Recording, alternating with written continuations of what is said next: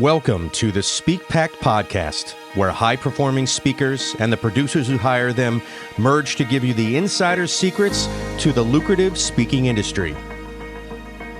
Antoniette Rose, your podcast host and celebrated speaker agent, unveils insider success strategies. Discover a nexus of thought leaders and bookers, maximizing your potential in each and every episode. Your ticket to ultimate speaking success begins right here. Catch the transformative insights waiting for you on the SPEAKPact podcast, hosted by the industry powerhouse herself, Antoniette Rose. Welcome back to SPEAKPact. I am super excited to introduce to you an OG when it comes to getting your voice out there and really making the most of it. She is the host of the Leverage Your Podcast show, but she has been in the world of podcast producing and publishing podcasts for 10 plus years. And she also knows not just how to publish the show, but also how to leverage them in a really big way to get your voice and your message and your brand out there. So we're going to dive deep into a lot of those different areas today. Welcome to the show, Lyndsay Phillips. Thanks. It's nice to be on your show. I loved having you on mine not long ago. And yeah, you're just I just love chatting with you.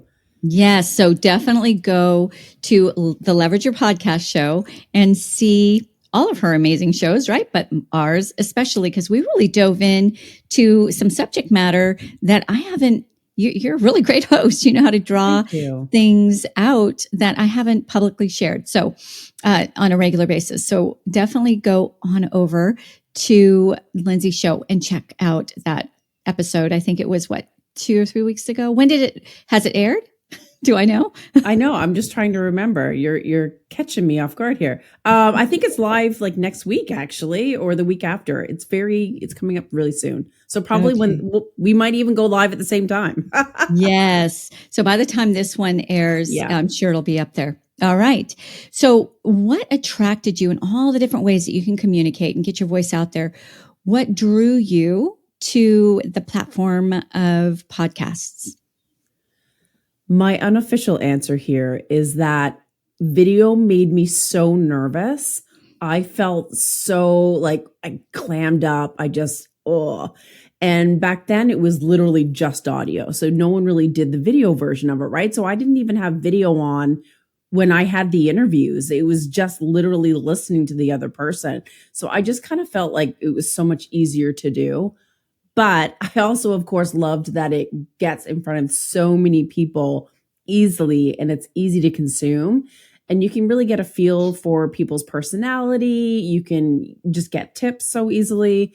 And you really feel like you get to know people through that avenue versus kind of like the traditional blogs back in the day. Yes. Okay. So I love that you said that because as somebody who represents speakers, right, I'm always encouraging that you go to where your perfect fit audience gathers like grapes, right? There is no better platform than a podcast. People go to a podcast to get information on a very specific subject matter. What better place? Like, what other opportunity do you have to go right to an audience that is there for your information? Mm-hmm. I mean, you could run ads. You don't know who's getting the ads really, right? You can even go speak at an event and there's going to be a whole mix of different people with different needs and desires. But when you go to a podcast and you're speaking on a topic, the people who listen in are the ones who were attracted by the title and want the information you're about to share. I don't know of any other platform that's quite as powerful as that. And it's crazy how niche you can get when you stop and look what podcasts are out there. It blows my mind. It really does. And so niching, and I've niched down. My first podcast was just about like growing a business. And then even the one after that, and then I just niche down with my podcast. And it's just, I think it's easier to attract your ideal client that way. Yes. And by the way, I don't know why, I mean, you're such a natural now, but I can't imagine you ever having been shy in front of the camera. You've got this gorgeous red hair, amazing smile, like all the things that would make somebody proud to be in front of the camera. So I'm glad that Oh, you're you're so over that sweet. and you're in front of the camera now. Yeah. It took many years. One step at a time, right? How do you eat an Yeah. elephant? One bite at a time. So that's that's a really great message for speakers in general. Another great reason why to leverage podcasts, because maybe you are a little bit shy in front of the camera. Maybe you don't necessarily want to get on a big stage just yet. Take that first step, that first bite of the elephant by getting on podcasts, finding your voice, getting to the place where your message just kind of flows and you're not constantly searching for your thoughts. And as you become confident in that, it's a much, much easier to take that second step, that second bite True. of the elephant and step on to a smaller stage and then a bigger stage and a bigger stage. So it's definitely it's a huge bridge, but I don't want to pigeonhole it as just a bridge. It's also an end in itself, in that it's just such a powerful tool on its own. Very. And I just see it as like I'm having a conversation with you, Antoniette. It's like I am not talking to like a sea of people. I don't see the audience, so they don't make me nervous. It's like literally I'm just having a conversation with you. Oh gosh, you just okay. This is what I train my speakers also. When you could be speaking in front of 5,000 people, but if you know that one person who you know you've transformed their lives, like it's somebody that you've worked with in the past, that's the face you see when you look in the audience. You're speaking to that one person, because if you've transformed their life, then you can transform the lives of all those others who are in that same place in their mind or in the seasons of their own journey, that are going to just latch on and think, did she or he read my diary? Like, how do they know this about me? They definitely understand what I'm going through and the answers that, and you know what? Another thing is there's been all kinds of studies on this. And I have a speaker that actually speaks specifically on this, but it's scientifically proven that when you are helping another person, anxiety slips away. You can't be in the state of thinking of yourself, which anxiety is, right? Yeah. You're thinking of yourself when you are serving someone else. So what better way? That's a great point. That's so true. Tell me a little bit. So you don't stop at just the podcast episode, which is something I really find fascinating. I love to follow the way that you do this. Is you utilize that, you leverage the name of your podcast, leverage your podcast show, right? You leverage it in so many powerful ways. Tell me a little bit about how you utilize it in your social media profiles, your website, how you utilize it to boost your authority, but also to actually open up other speaking opportunities or other business opportunities. I know. It's so funny. It's like so many people that guest on a podcast, they do the interview, but they almost expect the host to do all the heavy lifting for them. They wait for it to go live. And then when it does, like they'll get tagged and they'll comment and they might share it. Maybe they'll do a post on social media, but then they sort of feel like that's it. And then they're wondering why they're not getting, the results from it. Whereas you want to take that control back, be in control of how you're being positioned, how you're sharing it, where you're sharing it. And you want to make sure that you're getting as much bang for your buck, so to speak. I'll share a few little tips. One of them is publishing it on your website. So you may have a blog, even if you have your own podcast, you may have your episodes. I hope you have your episodes on like a blog post, so that when someone's going to your website, sure, you might have a speaker page, but if they go to your blog posts, your content, and they see that you've been on all of these shows, instant credibility. And when they hear you or see you, if it's a video in there, talking about your area of expertise and what you have to share, they can better picture what it's going to be like if you were on their show or you were on their stage. So they can already tick off a box in their head. Yep, they know what they're talking about. Yep, they've spoken before. I don't have to like teach them. I don't have to worry that they're, not going to come across or present very well on stage. So you automatically tick off those boxes for the people that are searching for speakers and podcast guests. The other element is also showcasing it on your social media profiles that you are a guest expert. People put author, speaker. If you're not speaking on stages yet, you can definitely put guest expert so that in your bio or in your tagline, that's right in your LinkedIn profile as an example, you can put that you're a guest expert. And so when people are going to your profile, they're like, oh, they guest on podcasts. They know it right away. They don't have to dig. They don't have to look into your posts. They automatically know. And then, that section on your profile, it's a little lower down. It's called featured article. So you can actually feature one of the shows that you've been on. Maybe it's a higher profile one, whether it's your blog that you share or whatever link it is, but you're going to showcase that you guest on a podcast. So when they're skimming through your profile, they automatically know in a couple of places that you guest on podcasts. So again, it's just boosting that credibility. And then when people see that, they're like, ooh, maybe they can be a guest on my show. I don't even do that. Yeah. You would think I would know better. Yeah, I love that tip. So many little things, right? But yeah, you want people to know that you guest on shows, that you have an area of expertise, that you are an authority, so that you do get more opportunities. So just a couple of tips. Brilliant. No, those are really brilliant and so simple, right? Even our assistants can do that. That none of that takes a tremendous amount of time. And I think it's also respectful to the host that brought you into their world and basically third party verified you, right? You're helping to get the word out with give their them backlinks, especially if you are putting it as a blog post on your site. And like I do embed the audio because I have a back hack for that, but I can also embed the video. But I do link to the host and their website and their iTunes and so forth. And if they don't create show notes that are kind of like meaty or have timestamps or bullets, I create my own and put them on there. And sometimes I'll even create my own image so that it's my brand that's being represented. So there's all sorts of little extra tricks that you can do to get the most results out of it. Okay, so that's social media and profiles.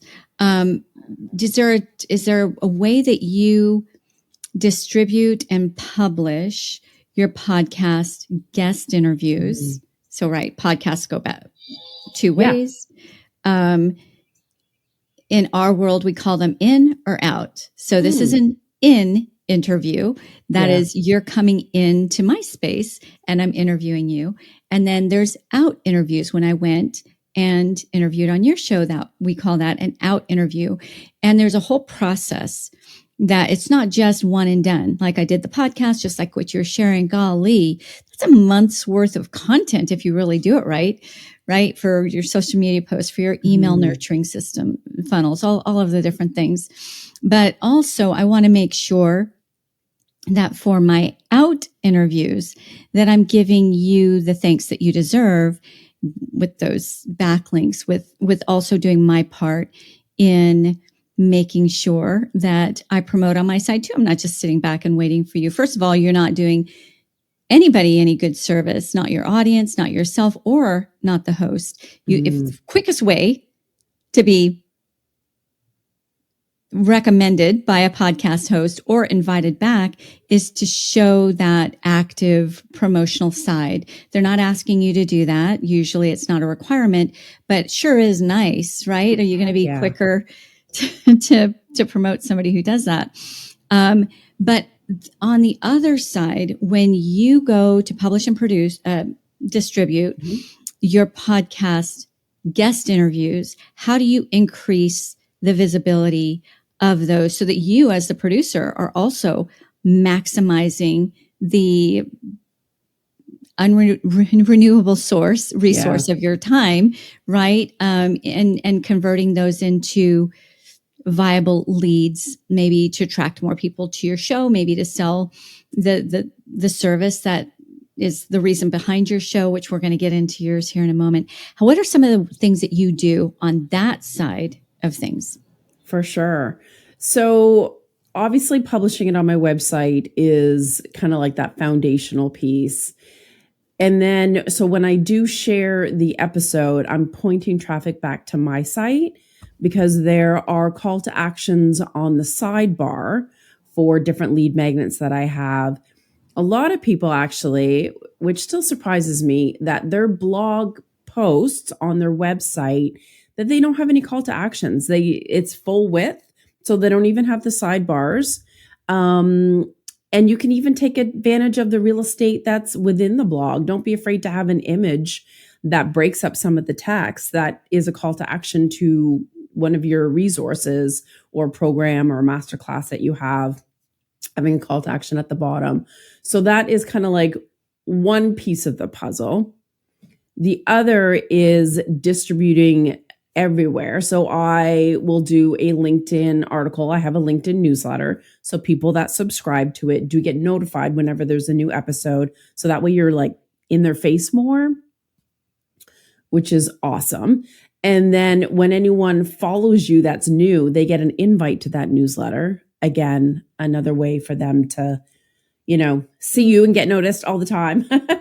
And then email your list. It's funny how many people will not email their list that this episode went live when you're nurturing your list, but you're also showcasing again your authority, that you're like a go-to trusted industry leader. And just another reason to like reach out, and don't be afraid to have a call to action in the PS at the bottom of the email, or, invite them to get on a call with you. That's really important. And then just making sure that you're using the content in all avenues. And I'll give you a few different ways.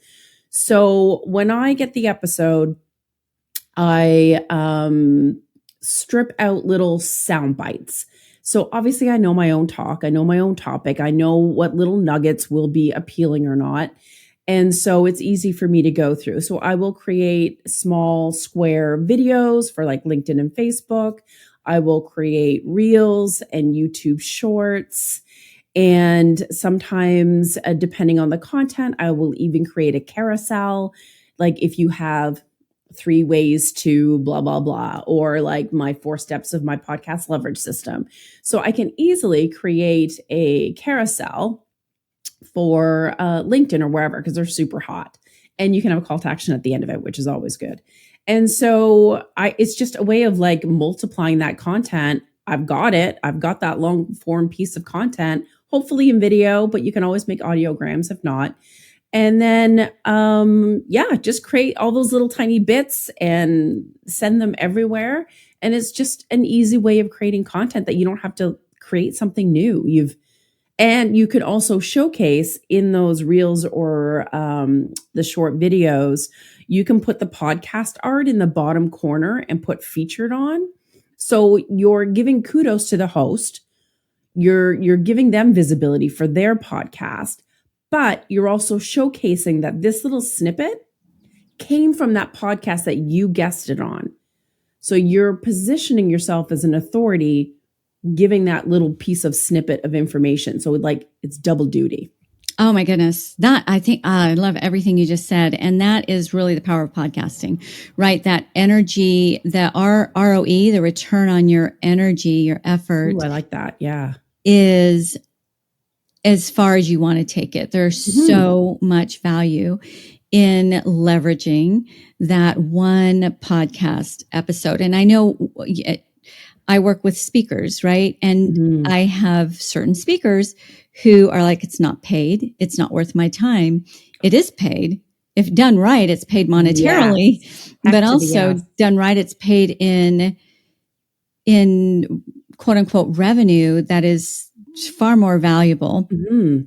than maybe, a host check done right. And if you really have the right mindset about it, you can throw out, to me, I mean, there's different merits to having a marketing and advertising budget. But if you don't, this is your best Yeah.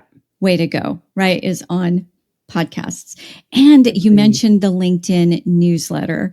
Now listen to everybody, Lyndsay, because she not only knows how to do it, but she has done it herself. She's in the top 5%. The Leverage Your Podcast is in the top 5% of millions of podcasts. There are millions of podcasts out there. Her listener score and her engagement, very, very high. That is not easy to achieve. It comes very intentionally. You're not going to haphazardly reach and consistency. Yes, consistency, but also all these different things that you're talking about. Once you have the automations in place and the systems in place, it is a little bit of effort, but it's not all consuming. Podcasters work very hard, but you just work a little bit harder and you get tremendous, yeah. It's so much easier than creating something from scratch. And it's funny. I get a lot of guests that will say, but I only have a few talks, like topics. And so I say the same thing on all of the shows. So why would I keep sharing them? Because it's all the same thing. And I'm like, it's not going to be all the same thing. The questions that you get and how you answer it and the conversation that you have, you're not a robot. You're going to say it in a slightly different way. Yeah. But also on social, because the feed, it goes so fast and there's, people are connected with lots of other people. They are not going to remember when it looks slightly different and it's said slightly different. They're not going to remember what they heard a month ago or 2 months ago. Yes. And people need to hear the same information over and over and over again. And then one day they'll be like, oh yeah, that makes sense. Yes. Or like, I keep hearing that and like, yeah, it must be true.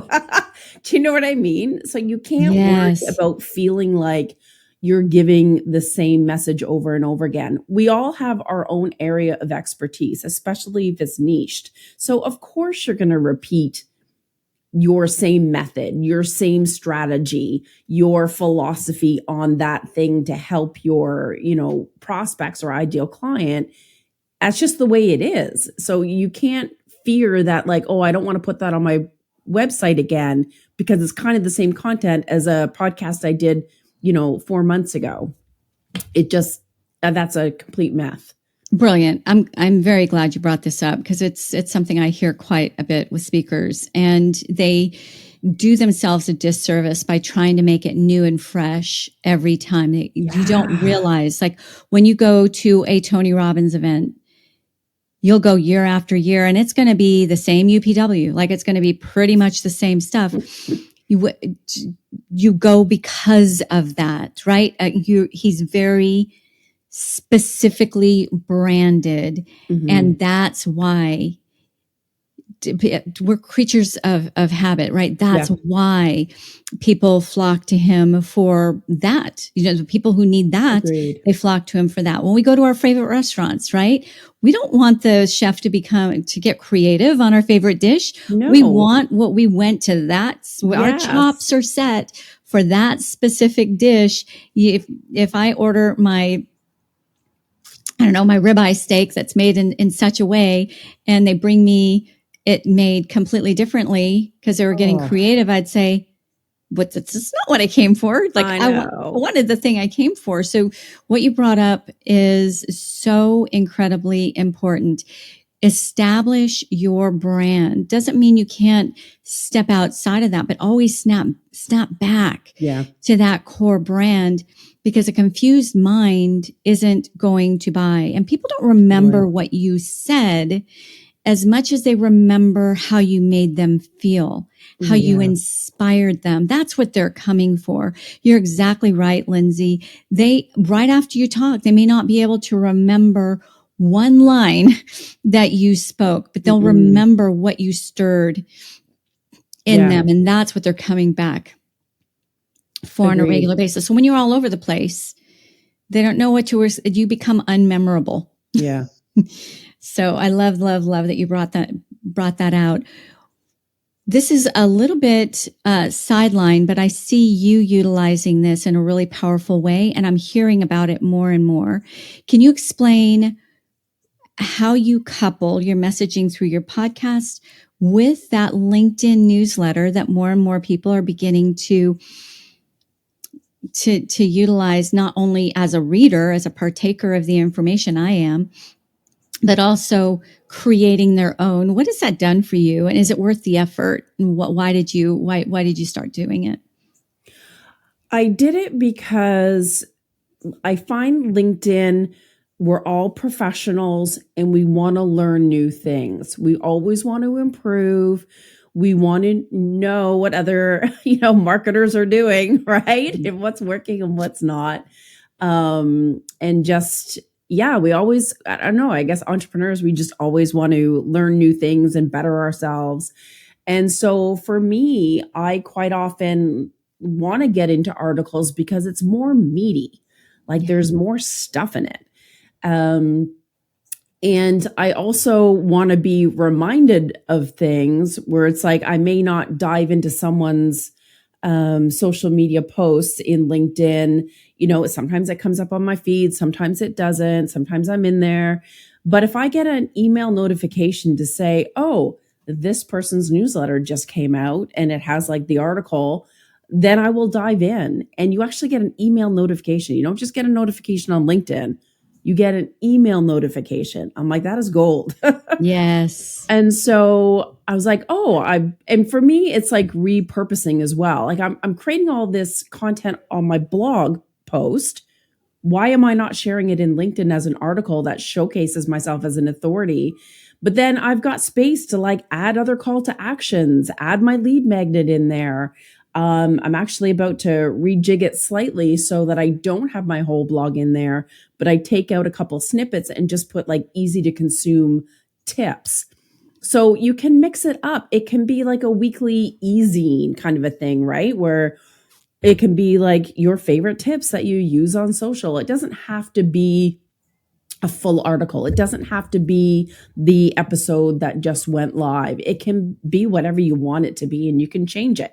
It can be weekly. It can be bi-weekly, whatever it is. But the point is, it's just another way of giving content, another way of converting those leads, and just sharing your expertise and getting like right in front of their faces instead of waiting for them to find you and reach out. Yes, another touch point, right? And it takes layering. We're so inundated that it takes that layering. They see your podcast, they hear you on somebody else's podcast, they see your posts, and now they get this newsletter. It's just that next layer, and we all consume differently. Yeah. I love that you're leveraging that. Do.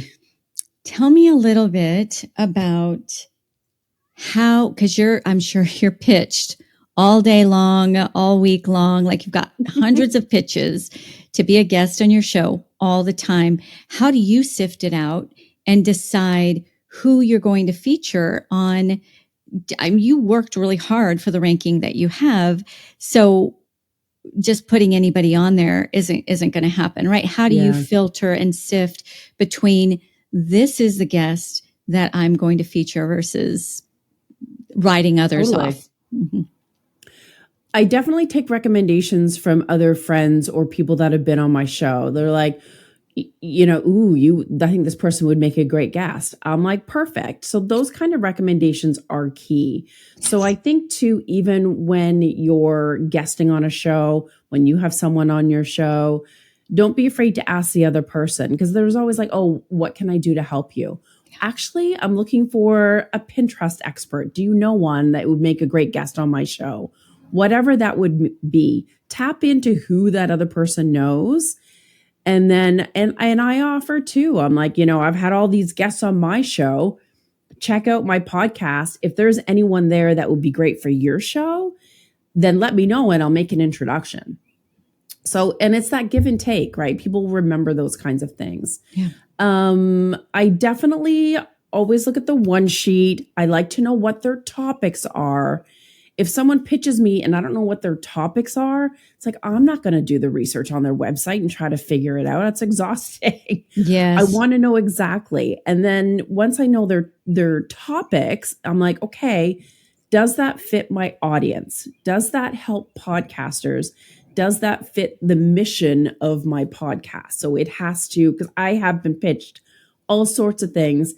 And I feel like, did you even look at my show? I don't serve e-commerce at all. Yes. Oh, I just lost my earring. My other one. It's a good thing my hair's long. Yeah. Good thing you got all that voluptuous hair. So it's it has to fit. It has to, I'm very astringent on what kind of topics I have on the show because it has to relate to a podcaster that's hosting or guesting, and how can it better that part of their marketing? Okay. Yes. Can I hop onto your, this is the huge peeve of mine, and I do not allow my speakers to speak on a physical stage or a podcast without having really dove in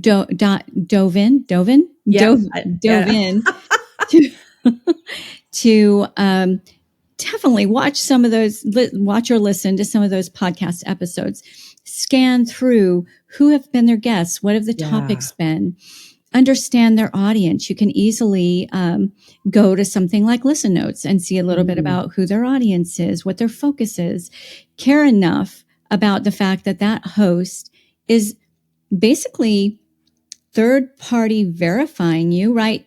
Trusting you with their audience, that you do that little bit of extra homework. Do not knock on their door because you're just mass knocking on doors.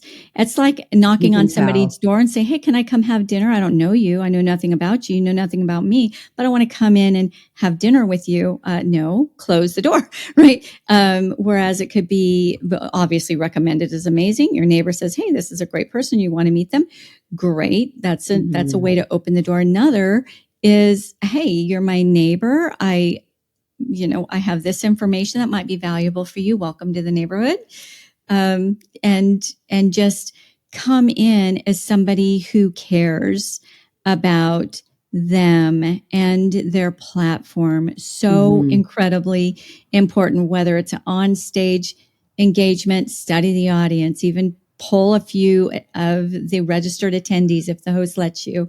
And then if it's a podcast, make sure as a speaker that you give that podcast, don't waste their time by pitching them. And those one sheets are still valid. If you are a speaker and you wonder, do I even need a one sheet? They are. But another really great use of your one sheet is they are generally in PDF format, right? So you can go in with the right software and tailor it to what matters to that podcaster. Whereas if you're relying just on your webpage, for that, it's a little bit more difficult to tailor that all of the time. Tailor it so that she or he is not wasting their time. They can skim through, see exactly what you're about, see what your topics are. Does it match their theme? Is it going to be of value to their audience? Take those extra steps. Those are going to go a lot further than just doing that blanket, unpersonalized outreach. So what a waste of your time, right? As a podcast host. And knowing the format too. I've had people pitch and they're like, and I go back, I'm like, oh, what are your talk topics? And they're like, oh, I'll just talk about my podcast and my journey. I'm like, I'm not that kind of podcast. I don't typically dive into people's journey and how they created their podcast. I might touch upon it a little bit, but I'm very I want actionable steps for my listeners that will help them move the needle for them. So it's the format of the podcast, you also need to know that as well. Yes, great point. I have one of my speakers in particular has his own podcast, and he just talks. He doesn't bring on outside guests. He's starting to step into that realm a little bit, but it's rare. If you know anything about his podcast, you know it's him speaking. So you pitch somebody like that. You're like, I want to be a guest on your podcast that has no guests. I know, right?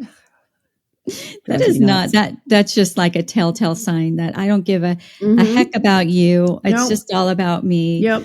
So I love that you said that. At this point in the show, I know that there are a good number of people that are going to want to know more about you. We've mentioned your podcast. Maybe share a little bit about that, an easy way to get there so they can subscribe on their favorite platform. But also, you have some pretty amazing consultancy services and other ways that you help people get their voice out there and get their visibility out there. So share a little bit about that. How can you help me become more visible and get to the next level in my career? You bet. Well, first, my podcast, you can go to leverageyourpodcastshow.com or search up the Leverage Your Podcast Show on whichever directory. And for my site, it's Smooth Business Podcasting. And yeah, we help people leverage and repurpose their content in all different ways to help just exactly what we were talking about, all the reels, all those good pieces of content. And we do it in a way that makes sure that they are getting more leads and clients from it. So we use it to push traffic to their website, but also their lead magnets and their services, so that they are increasing conversion as well. So yeah, and there's some free resources there they're welcome to grab. Yeah, so look her up. And listen, in the age of AI, the best gift you can give to any content creator, especially podcasters, is commenting and interacting in the comments. Those mean more. I mean, we want your likes, we want your subscribes. Yeah. All of that is massively important. But actually what AI looks for is the engagement. And you can really just, it takes a split second, right? To just say something that you got that was of value in the content inside the comments. Yeah. And that really goes a long way. Yes. Yeah. It always makes me feel good when you hear someone was like, oh, that was super helpful, or that was a great idea, or whatever. I'm like, yay. Yes. Because podcasting is more work than most people realize. And you put a lot of yourself out there to serve, really. I mean, most podcasts, even the top ones like yours are not, well, they're not, you don't necessarily do it for the revenue it brings in. It brings in other kinds of revenue. Yeah. Yes, you can earn some, but if you really measure it down to what you're getting paid per hour, it's like, I could probably go to McDonald's to get that. It is a lot of work. It's a lot of work, and we love it, right? But the currency that you can really give us are those comments and that feedback. That means so much. It's like, okay, I can keep doing this. I can keep doing this. Yeah. So tell me, before we start to close, what makes you feel like that was really a great guest? I would have them back in a heartbeat, versus I'm glad that interview is over. I don't even know if I want to post it. I think someone that I have a connection with, like, I just feel like I could totally go have a cup of coffee with you somewhere, or have a beer somewhere, or there's just that genuine authenticity of the other person that you want to see them again. I think that feeling for me, I feel good about afterwards. But from a marketing perspective, if you will, I love when the guest is very focused on what they know and what they want to share. So there are absolute takeaways and sound bites that a listener will be able to take and run with. And it's funny, when I record episodes, my brain is like, ooh, that's a good sound bite. Oh, that'll make a good reel. That's just how my brain works. But yeah, when I know that there are like concrete tips that someone can take away, then I'm like, that's great. That's all I want. Yes. Okay. And on the flip side, what is, I'm sure you've had them. I'm definitely not going to invite them back. And I'm not 100% sure I want to run this episode. Ooh, I've had like one where I was like, I really don't want to post it, but I did. It's when I'm asking questions and I get very vague answers. So it's like pulling teeth, right? To get like an answer, or they agree with something I said. Yeah, that's about right. Yeah. And then, oh, just do this. And so it's not, I'm like, you got to give me more. Yeah. I need something to sink my teeth into. Or they're just very quick answers instead of having like a conversation. Okay. That I find really hard to release. But I mean, for the most part, I really vet the people that are guesting on my shows. Again, I look at their site. Have they been on other shows? What do they sound like? Are they flat, right? Like personality wise? And I have had some people where I'm like, I'm sure they're great on shows. I'm sure they know their stuff up, and down, but I just don't think our personalities will jive. And I think I'll have a hard time with it. So I don't. So doing that back end work is really important. Yes. Oh my goodness. I heard this funny story from one of my speakers who also has a podcast, and he had a guest. This is a different one than what I was speaking about before. He had a guest on, and every time he would ask a question, the guest would say, well, it's in the book. What's in the book? He actually shut the podcast down. He said, I just don't think this is going to work. Oh, wow. Let's just pass, because he would not give of himself. Podcasting is about serving. Give of your best content, right? You cannot outgive. It's that spirit of abundance, right? Versus the spirit of lack. The more you give, the more people will be attracted to you. And just because I heard it once on a show, there's all kinds of steps that need to happen for them to actually implement it. So absolutely never walk in that scarcity mentality. Serve, don't sell. I think that's probably one of the things that if somebody's selling their service all the way through, that starts feeling icky, because I don't want it to feel like an advertisement. I want it to feel like you and I are having coffee, having a conversation, and bringing in my audience to do that. Yeah. When on the flip side, though, when you are podcasting, right, all the way through, I have seeded, like I know that I'm maybe some of you, I'm introducing you for the very first time to Lyndsay Phillips. I want you to know her. I wouldn't have her on this show if I didn't feel like she really brought value to this space. So I'm seeding your show from the beginning all the way through. I would hopefully venture to believe that not one person feels like I have been selling all the way through. I've also seeded your service all the way through. It's okay to do that, even if you're the guest. Absolutely. Now, I know this might be overwhelming. I do have ways that I can serve you in that way if that's ever a conversation you want to have. But here are the steps. It's okay to do that. But when you're saying read the book or buy my service and you'll learn, that's a whole different spirit. I know. Agreed. Yeah, that's not my jam. And real podcast guests, right? Well, guest experts, they understand that. Every now and then you come across someone who's just such a self-promoter. Oh, this is what I don't like as well. Tell me how you feel about this, because I'm about ready to maybe add it to my do's and don'ts for the pre-interview stuff, is when people come with like those digital backgrounds with all of their logos and their websites all over. Like, do you allow that? I've had it happen a couple of times. I'm like, I don't like that.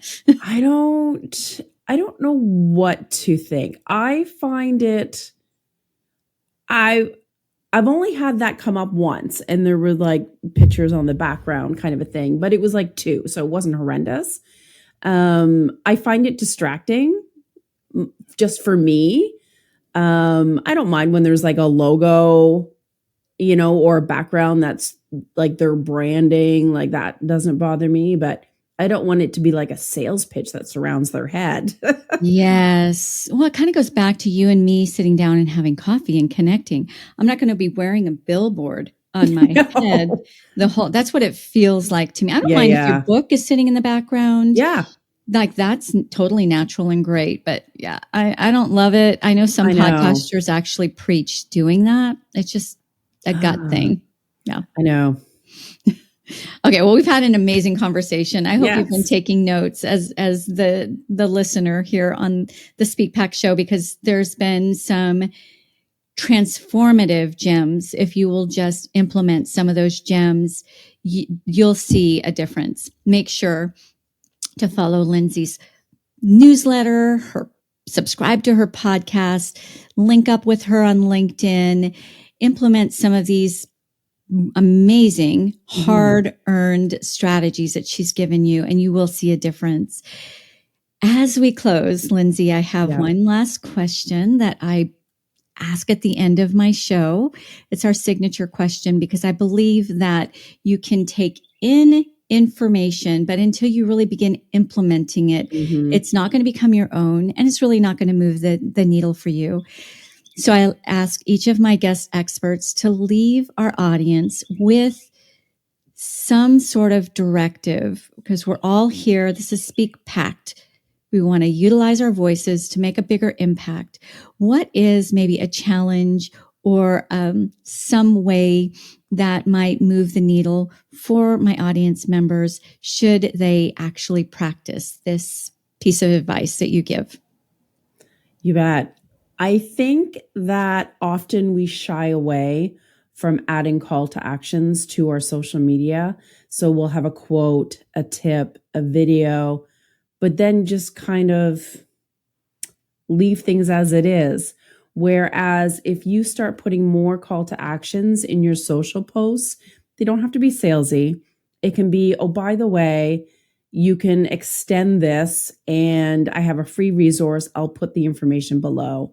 Or put hashtag, I don't know, joy below, and let's have a chat and I can do this for you.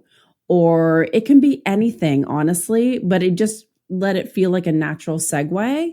And then you can put the information below, like in the first comment.